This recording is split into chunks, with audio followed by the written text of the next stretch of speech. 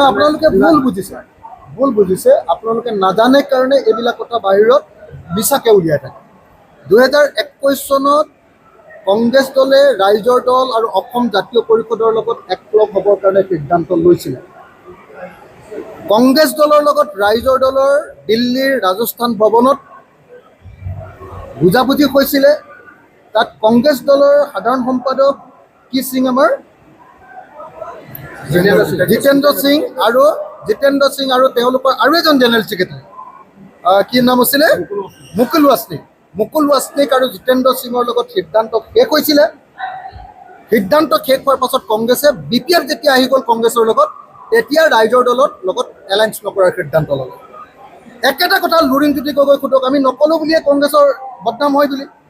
লুৰিণজ্যোতি গগৈ পাৰ্টীয়ে অসম জাতীয় পৰিষদৰ লগতো কংগ্ৰেছে ঐক্যবদ্ধ হোৱাৰ সিদ্ধান্ত লৈছিলে তাৰপিছত যেতিয়া বিপিএফ আহিলে তেওঁলোকে পাল্টা মাৰি দিলে তাৰ পাছত আমি বেছি আসন বিচাৰিছোঁ বুলি আৰু আমি বিজেপিৰ এজেণ্ট বুলি উলিয়াই দিলোঁ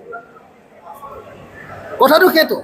আপোনালোকে নাজানে কাৰণে মিছা কথা কিছুমান প্ৰচাৰ কৰি থাকে আমি স্পষ্টকৈ কৈ দিছোঁ 2021 চনত আমাৰ লগত কংগ্ৰেছে ঐক্যবদ্ধভাৱে খেলাৰ সিদ্ধান্ত হৈছিলে কংগ্ৰেছৰ জেনেৰেল ছেক্ৰেটাৰী সিং ডাঙৰীয়া কি আপোনাৰ জিতেন্দ্ৰ সিং আৰু মুকুল ৱাছনিক তেওঁলোকৰ লগত আমাৰ এগ্ৰিমেণ্ট হৈছিলে